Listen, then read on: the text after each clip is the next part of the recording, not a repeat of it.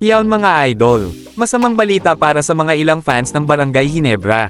6 sa 21 active players ngayon ng barangay ang aalisin sa lineup this coming All-Filipino season. Sino-sino nga kaya ang mga ito mga idol?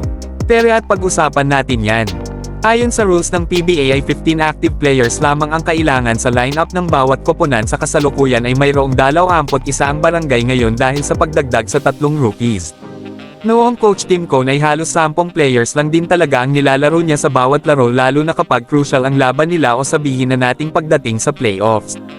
Pero this time ay eliminations pa nga lamang, kaya naman kakailanganin niya ng extra 5 more players para makaiwas din sa injuries ang kanyang mga key players.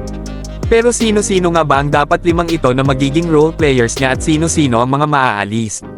Siyempre kasama sa mga top 10 players ni Coach Tim Cone na siguradong maglalaro sa kanila this season ay sina Scotty Thompson,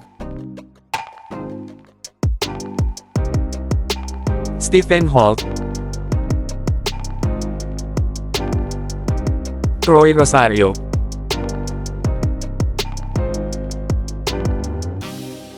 Jepet Aguilar, Rage Abarrientos,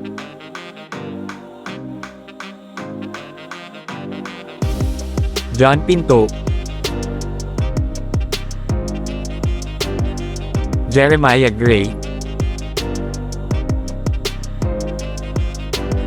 ang Mr. Consistent na si Ralph Cook,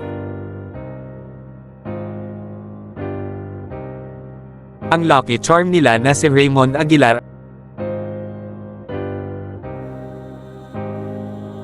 at ang kukumplito sa 10 ay si Maverick Ahanmisi. So sino-sino pa nga kaya ang remaining 5 players na possible na kukumplito sa lineup nila? Unahin na natin dyan ang bagong kanilang first round 11th pick rookie na si Sonny Estel. Ito nga ang nakikita ni Coach Tim Cone na papalit sa pwesto ng isang Jamie Malonzo. Pang-12 player ay ang bagong acquire ni Landy Bigman na si Norbert Torres. Siguradong mapapasama ito sa lineup dahil sa hindi pa nga sigurado o 100% itong si Isaac Go na galing pa nga sa injury, so possible na mabibigyan ito ng mahabang cross o playing time pamalit kay Troy Rosario at Jepet Aguilar. Ang pang-13 na possible na kunin nila ay walang iba kundi si Jason David.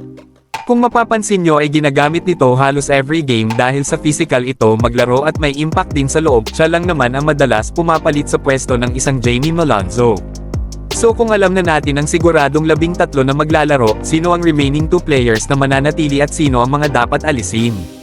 Ang 2 rookies ba na sina Mario Barase at John Obis? O ang hindi masiadeng nakitaan ng playing time na si Paul Garcia? Ang shooter veteran na si Von Peshumal? Ang bigman na si Ben Adamos?